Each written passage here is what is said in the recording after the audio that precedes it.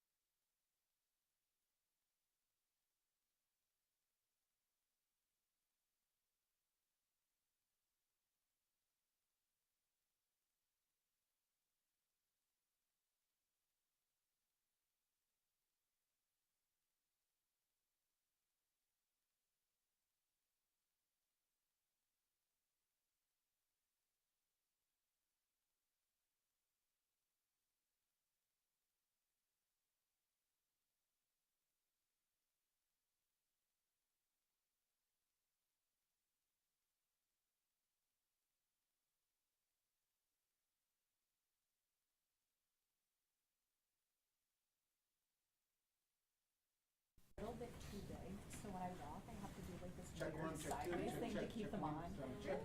I don't know. You can't look so small. Try it again, just talk. Check 1, 2, 3, doing sound check in Buffalo. Yeah. Not hearing you. 1, 2, You 3. talk a You little know what, louder it for sounds us. like you have a different, the 1, 2, wrong 3. mic turned on. Done, check 1, 2, 3, 1, 2. Yeah, she'll talk a lot louder than I do. Check 1, 2, 3. Check 1, check 2. There we go. Should be coming through on channel 1.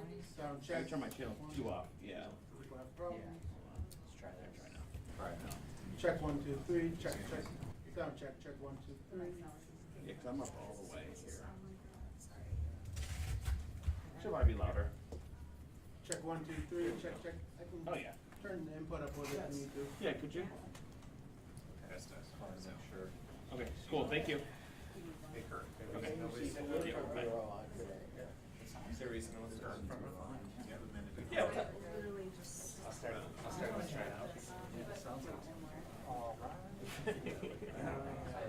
Check 1, 2, 3, check, check. We're down that separate, check 1, 2. Check 1, 2, 3. Check 1, 2, 1, 2, 1, 2, 3. Check, check. Yeah, Sound check. Check 1, 2, 3. Thankfully yesterday, Check 1, 2, 3.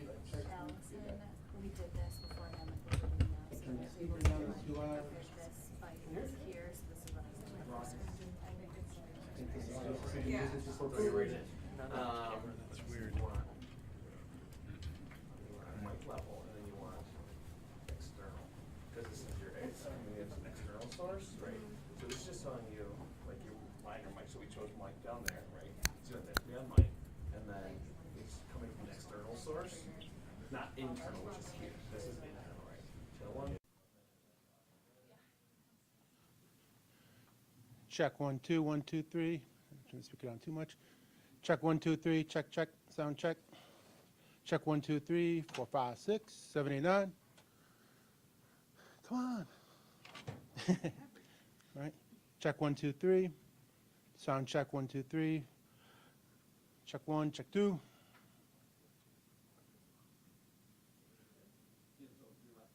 Check 1, 2, 3. Check 1, 2, 3. Check, check. Everyone has sound now? All right. Check 1, 2, 3. Check, check. 1, 2, 3. Buffalo press. 1, 2, 3. Check 1, 2, 3.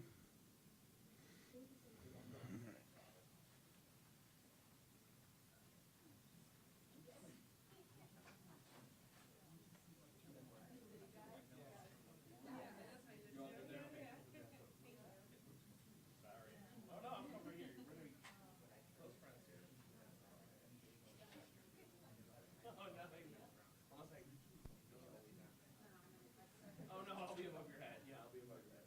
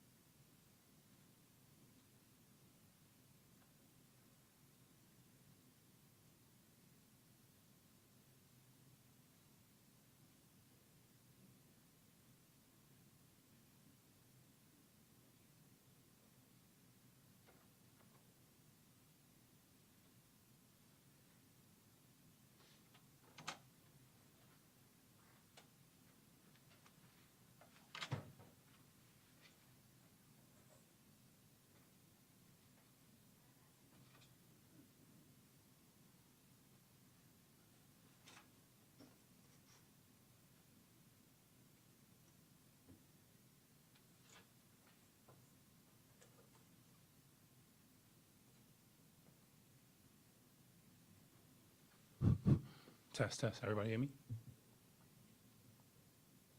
Everybody good? Testing, testing. 1, 2, 3, 4. Okay.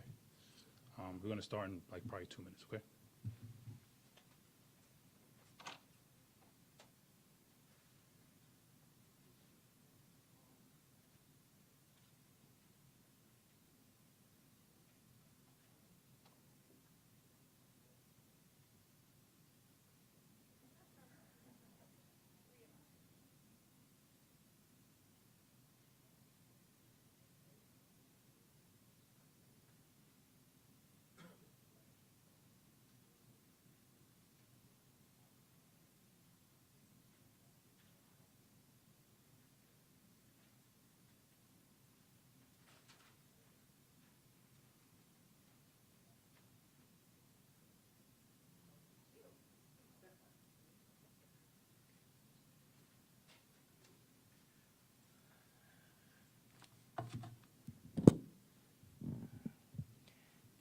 Heads up.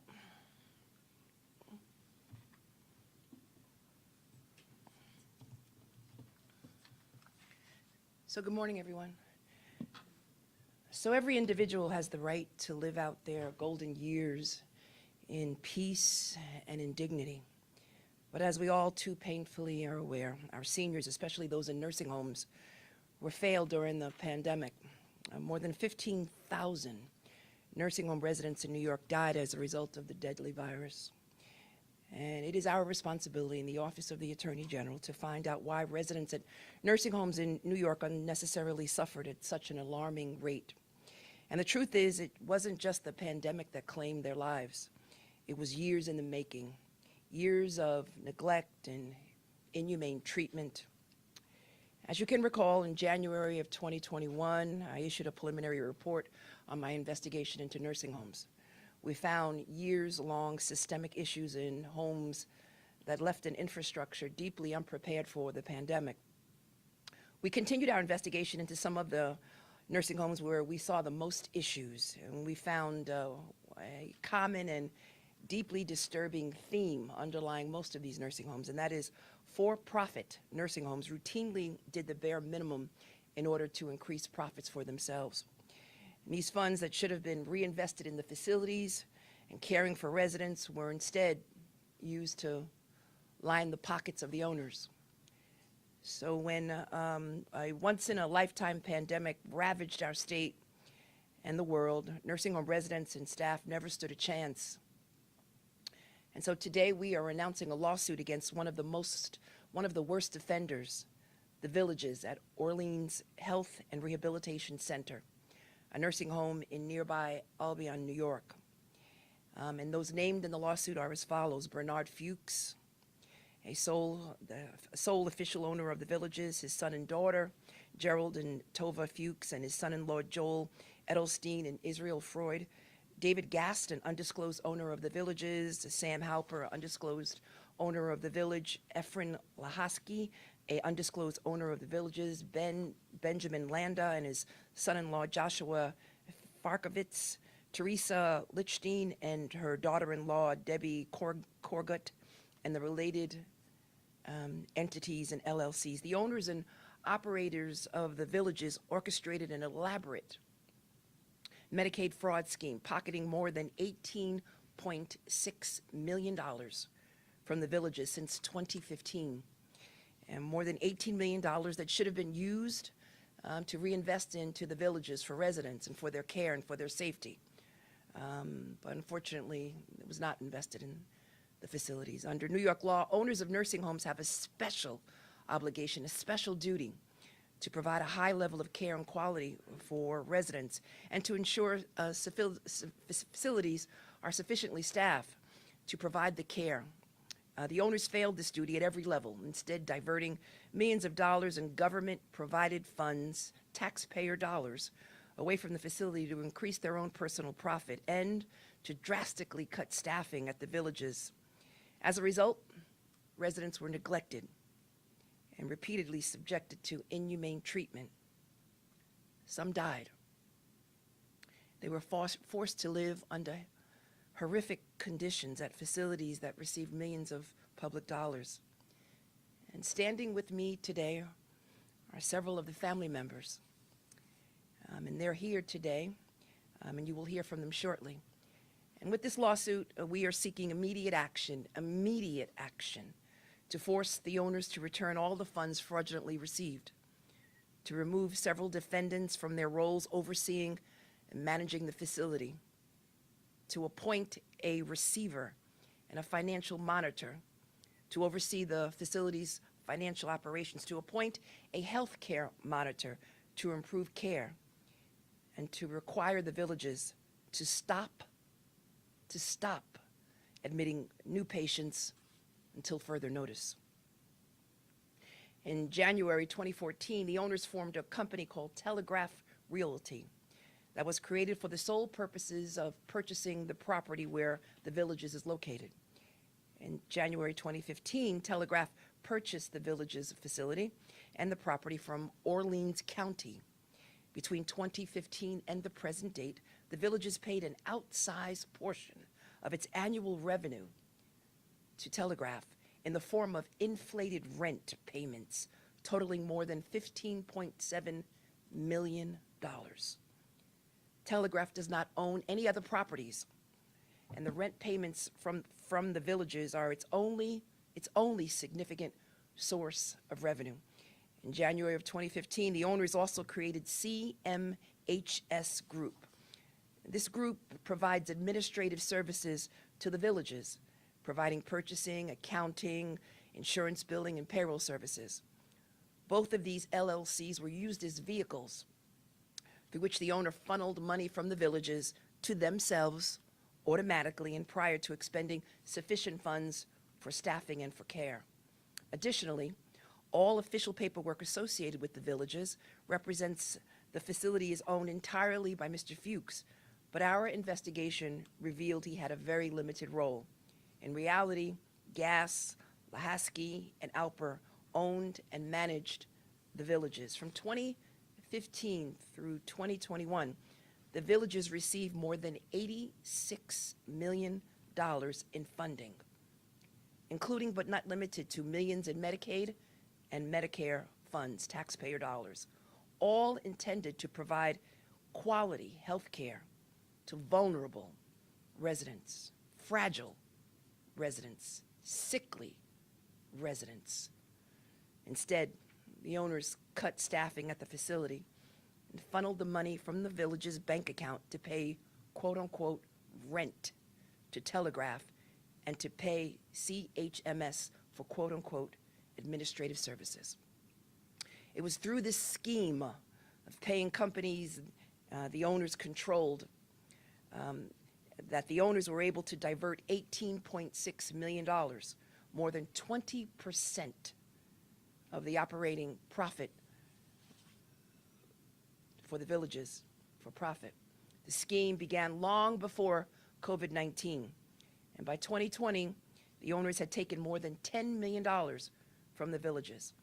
When the owners purchased the Villages in 2015 from the county, the facility had a 3-star rating from the Centers for Medicare and Medicaid Services, or CMS, the federal agency. CMS, as you know, provides ratings for nursing homes throughout the country based on health inspections, staffing, and quality measures. In February, just 1 month after it was purchased, the nursing home, the Villages, was downgraded to 2 stars. And then by April 2015, it was downgraded to only 1 star. The lowest rating for a facility and among the worst in the state of New York. But those aren't just numbers. As the family members would tell you, they had real-life consequences. They were faces and names that were deeply impacted by the worsening conditions at the Villages. And so because of the significantly decreased staffing and care, instances of harm and neglect included failure to follow resident care plans, meaning that the Villages failed to appropriately monitor residents at risk for suicide and safely supervise and assist residents to prevent falls. Failure to maintain prescriptions and monitor medical conditions. For example, failing to obtain one resident's seizure medications and schedule a biopsy for another. Failure to provide proper feeding and weight monitoring, leading a resident to lose 60 pounds in 3 months. Failing to provide proper wound care, causing residents to develop dangerous infections, including but not limited to bed sores. Failure to meet basic care needs, leaving residents unattended in dirty diapers for hours on end. Failure to complete and maintain accurate medical records, and failure to communicate vital health information to loved ones, all simultaneously with the owner's constant drive to admit new residents into the villages for more revenue, despite the fact that they had inadequate staff. In January 2020, a woman was admitted to the villages for rehabilitation of a broken leg, but she soon began to refuse food and medication and spoke of wanting to die. An outside psychology consultant determined that she was at high risk for self-harm and ordered checks on her condition every 30 minutes. Nonetheless, the villages repeatedly failed to monitor her, saying they didn't have enough staff to do so. She was found dead on February 8th, 2020, less than a month after she was admitted. The villages then failed to report her death to the New York State Department of Health as required under law. In another example, a woman was admitted to the villages in January 2021 with a stage 2 bed sore. By June 2021, she had 2 stage 3. By June of 2021, she had 2 stage 3 bed sores. A specialty wound care consultant recommended a treatment regimen, yet the villages did not order this new treatment until nearly a week later and did not provide it for several more weeks. As a result, by July 2021, both of her wounds had advanced severely. She sent thousands of text messages to a friend asking for help, pleading for help with basic necessities, such as using the restroom or getting food and water. The village gave her a psychotropic medication, purportedly for severe anxiety, a diagnosis which was not in her medical records. She was also frequently given medications for nausea, cough, and pain without documented need. She was found unresponsive on July 13th and was sent to the hospital where she died. The villagers failed to notify her healthcare proxy that she was even sent to the hospital. In addition to living in an environment in which their health was at risk due to inadequate staffing, residents at the villages suffered the indignity of having even their most basic care needs ignored. Respondents' basic hygiene needs, such as showers, changing clothes, and nail care, went unperformed and undocumented due to the lack of sufficient staffing and violation of numerous regulations. The harm to residents only became more acute during the height of the COVID-19 pandemic. The village's owners forced staff to report to work even when they were sick, provided little or no personal protective equipment, PPE, failed to implement infection or isolation protocols, and did not report positive COVID-19 cases, resulting in unnecessary and preventable deaths. Because of the owner's decision to cut staffing expenses, the village's staff, already stretched thin, were forced to work even longer hours. And let me remind you, some of them worked while they had COVID. The owners failed to implement an infection control policy prior to the pandemic and even refused to develop one in early 2020 when the Department of Health warned residential care facilities to be prepared. Instead, the owners tried to keep positive COVID-19 cases secret and either delayed or entirely neglected to enforce proper protocols for quarantining infected residents. Ultimately, this refusal to address the pandemic likely caused more deaths at the facilities than would have otherwise occurred. An employee disclosed the facility had its first COVID-19 case on March 30th, 2020. The individual was sent to the hospital that day, but the case was otherwise kept a secret. The individual's chart noted he had a fever for 3 days before he tested positive. Nothing was done to prevent further spread of the virus. The villages was so short-staffed that employees were caring for residents who were both positive and negative for COVID-19 without following any protocols. As the pandemic progressed, employees that tested positive were forced to report to work, and all residents intermingled regardless of infection status. In other instances, employees were told that if their temperature check upon reporting to work indicated that they had a fever, they were to go outside for an hour and come back to have their temperature taken again. By April 22, the facility was already out of PPE, and employees were forced to ask management for basic protective equipment, such as masks, well into the end of 2020. One nurse reported the facility continued on inadequate PPE until a scheduled DOH inspection.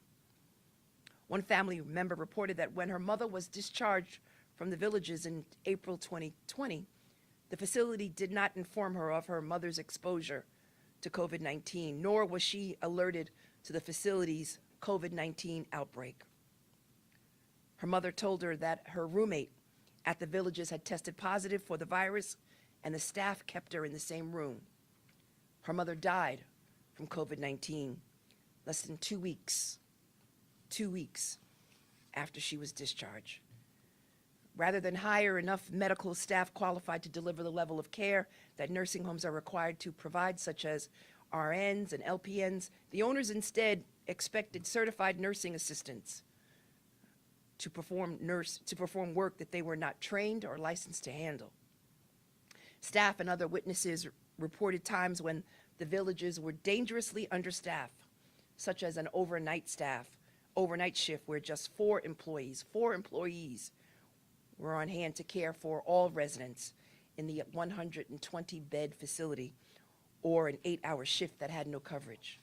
Despite this, the owners prioritized one thing: increasing resident admissions at the villages in order to drive up revenue, even when the facility was providing substantially fewer hours of nursing care per resident than the state's safety average, adding to the dangerous environment. This only scratches the surface, my friends, of the neglect and harm that we uncovered in our investigation. Conduct that continued for so long only because of the extent to which these individuals were willing to lie to protect their own bottom line. And they got away with their scheme because for years the villages hid their wrongdoing from the Department of Health and the Department of Health inspectors. They lied about the facility's true ownership. They lied about the nature of their lease agreement with Telegraph. They lied about staffing levels. They lied about COVID-19 cases and so much more. These individuals took advantage of our most vulnerable. They took advantage of New Yorkers, their families, and their friends. They gave themselves millions while so many suffered at their hands. We discovered that the fraud and human rights abuses were not limited to the pandemic, but were part of a systemic pattern of behavior the pandemic laid bare. And while no legal action can bring back the loved ones that were lost, we are holding these individuals accountable and taking significant measures to ensure this never happens again. This malpractice and misconduct will not go unpunished, and we will not allow anyone else to be treated this way. This investigation was conducted by my office's Medicaid Fraud Control Unit, and I'd like to take a moment to acknowledge and thank them for their work. Elise Scott, Thomas O'Hanlon, Maura O'Donnell, Soo Young Chang, Catherine Hem Harris, Jared Goldman, Thomas Shalif, Jennifer Cronkite, James Sublonsky, Jamie Kriskowski, William Falk, Milan Shah, Mary Henry, Dejan Budimir, Brandon Andrews, under the supervision of the Medicaid Fraud Control Unit Director, Amy Held, Assistant Deputy Attorney General Paul Mahoney, Chief Deputy Attorney General Jose Maldonado, and the First Deputy Attorney General, Jennifer Levy. The human impact of this misconduct cannot be overstated, and the action is about so much more than stopping Medicaid fraud. This is about the residents who suffered undue harm as a result of the village's disinvestment, looting, self-dealing, and profound neglect. It is about the spouses, the siblings, the children, the families and friends who watched their loved ones suffer while they fought to get answers. Residents who were stripped of their dignity. And these family members want to speak on their behalf today. It is because of their unwavering commitment to seeking justice for the people they loved and the community they built together that we are here today. Because of them, we are filing more than 150 documents with this court seeking immediate relief for the harms and injustice committed within the village's walls. I want to recognize all of them, and a few of them will talk. Vicky Juckett, whose mother is a current resident at the Villages. Becky Lockwood, whose husband was a resident at the Villages. Cynthia DeLaura, whose mother was a resident at the Villages. Darlene Stevens, whose brother was a resident at the Villages. And Marguerite Volkmar, whose husband was a resident at the Village. Darlene and Marguerite, and we'll see if any others want to speak, will be sharing a few words about their experiences with the Villages and the treatment their family members endured. I want to thank all of them for joining us. And now I'd like to introduce Marguerite to say a few words. Marguerite? Good morning. I'm here mostly to restore my husband's dignity. Unfortunately, he's no longer with us. But I just want to tell you of one incident that really upset me. On New Year's Eve, I called in the morning to speak with him. The only contact I was able to have with him because of COVID was through video. And I called and nobody answered. I called again. Finally, somebody answered and said he was sleeping. I said, all right. And I said, I'll call back later. About 2 in the afternoon, I called back and he was still sleeping. I said, well, it's not really like him. I don't know what's going on. He hadn't been there but a month. And I said, okay. I said, I'll call back around dinner time. So after 14 rings, they finally picked up the phone. And she said to me, he's still sleeping. I said, that doesn't make any sense to me. I said, my husband doesn't sleep like that. So I said, I'll tell you what. I said, you take this video equipment, you take it in his room, let me see he's sleeping. They did. My husband was laying on a bed with no sheets, no blankets, no clothing. He had on a diaper, and that's how he lay, in 14-degree weather. And this is one of the reasons I'm trying to help do anything I can do to stop this. Thank you. Now I'd like to introduce Darlene Stevens, who'd like to say a few words. Ms. Stevens? Good afternoon. My brother's case is a little unique. He was a 59-year-old adult when he entered the facility at the end of 2021, just before the new year. He was born with a mental disability, so his cognitive ability was that of about a 5-year-old. Now, he did live pretty well in the community, but it got to a point where he became oppositional. He was calling an ambulance for himself. He went into the hospital. The doctors there ultimately decided he could no longer live alone or with aid service.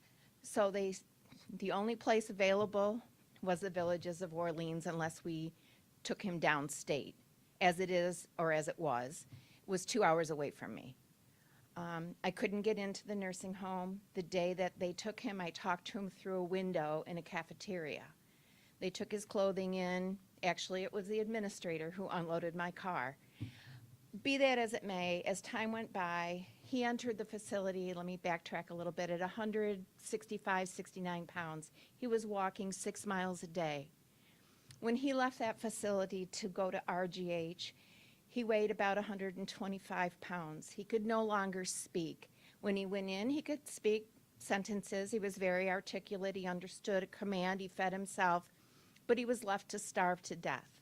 His deterioration was due partly to medication. He was over-medicated. He could hardly function, eventually didn't speak. He couldn't feed himself.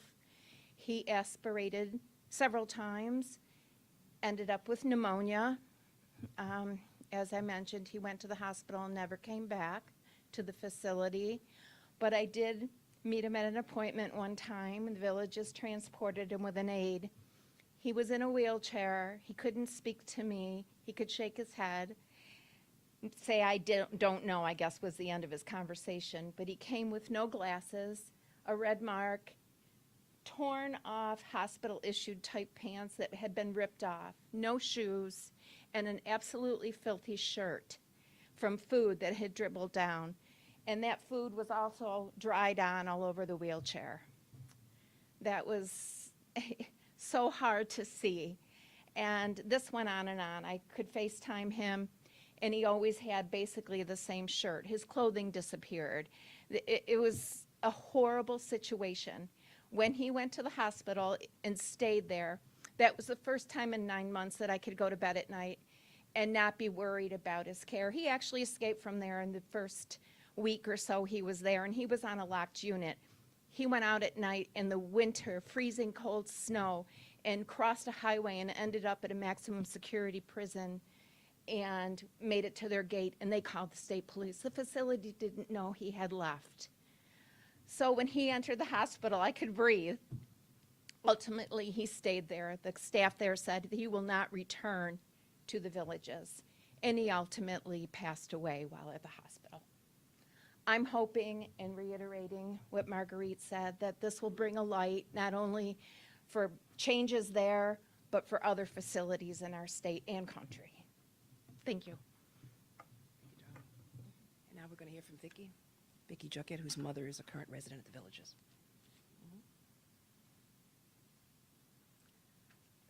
Hello. My mother has been at the Villages for a little over a year. She originally fractured her pelvis, went to the hospital. She ended up at the Villages. They tried physical therapy. She only weighed a little over 60 pounds when she got there. She has suffered unnecessary and preventable injuries, including a sprained ankle the day after she was there. Massive skin injuries and rashes and bed sores, and I've been reporting them, and I've got pictures to prove all of it, and I don't want her to suffer anymore. There needs to be changes, not just for my mom, but for everyone in a facility like that. And this is for all the residents, and this is going to make some changes that are absolutely well overdue. Thank you. Thank you, ladies, for your testimony. I appreciate it. And now we're going to open up to on-topic questions only. Attorney General, Yeah. the allegations laid out here go obviously very far Yeah. beyond the blacks. I know that your office generally deals with civil suits. Is there anything criminal here that can be brought against these respondents? So let me just say that the reason why we are taking civil actions is because we need action now, immediately. And it's really critically important that you understand that the complaint, we filed with the complaint several documents. We needed a permanent injunction immediately, again, to address the needs of the residents who currently are at the Villages. That's why we decided to pursue this case civilly and to recoup all of the profits that these owners received and to put in place a monitor. And for those reasons, that is why we decided to pursue this case civilly. With respect to criminal, as you know, when it comes to criminal charges, the burden of proof is higher. And we opted, we thought it was in our best interest after a legal analysis to pursue this civilly and to get an action immediately on behalf of the residents who were there today. Any indication of federal criminal investigation? Let me just say there's an ongoing investigation.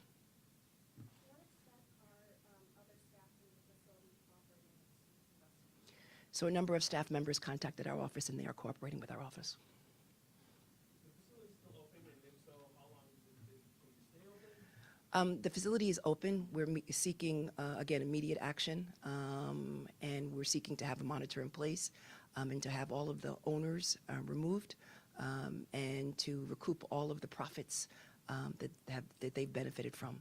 And so hopefully we can get a permanent injunction within a matter of days, if not hours. If it does close, is there a viable place for the residents to go? At this point in time, we're not talking about closing the facility. We're talking about correcting the conditions and, again, addressing the needs of the residents who are there. There was attention drawn to this facility during the pandemic, obviously because of the large-scale outbreak.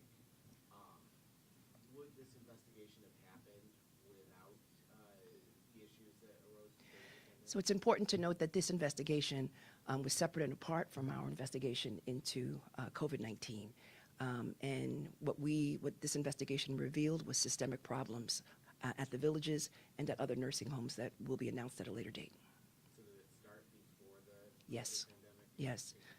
And it's important that the residents and the public, general public, know that if you have loved ones at nursing homes, that you should check on them. And if you have any concerns, then you should contact the Medicaid Fraud Unit at the Office of the Attorney General, 1-800-771-7755, which is staffed by individuals who obviously will look into matters pertaining to your loved ones. Any other questions? Is this the worst nursing home you've run across? In my tenure as the Attorney General, the answer is yes.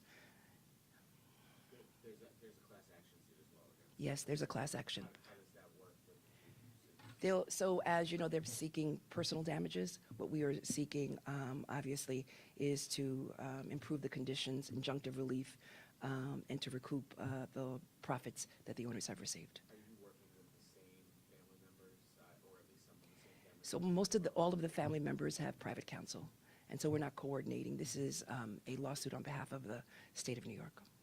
Do you know, What? Let's say who? do you know if the people that you call it basically the sub rosa owners of the place own other nursing homes? They do own other nursing homes.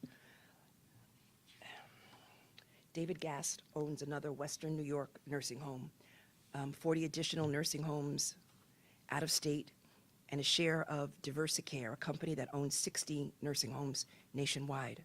Sam Halper is currently under federal indictment for committing fraud and covering up deficient staffing and care at 2 Pennsylvania nursing homes. Efron Lahosky owns 3 other nursing homes in New York, several hundred other nursing homes nationwide, and a share of Diversicare. Diversicare, as I just mentioned, is a company that owns 60 nursing homes nationwide. Ben Landa, as CEO of a company called Sentosa Care, Sentosa Care, is involved in the ownership and administration of several nursing homes statewide. Is your office investigating those other New York State nursing homes that they own? We have several pending investigations ongoing. Two more questions. If you recoup the money, where does the money go? How does health Back to reinvest back into the facility as it should have been. Just with regards to any ongoing criminal investigation, is there any referral to the Orleans County District Attorney? So at this point in time, we're not going to make a statement with respect to any possible referrals. I thank you all for being here. Ladies?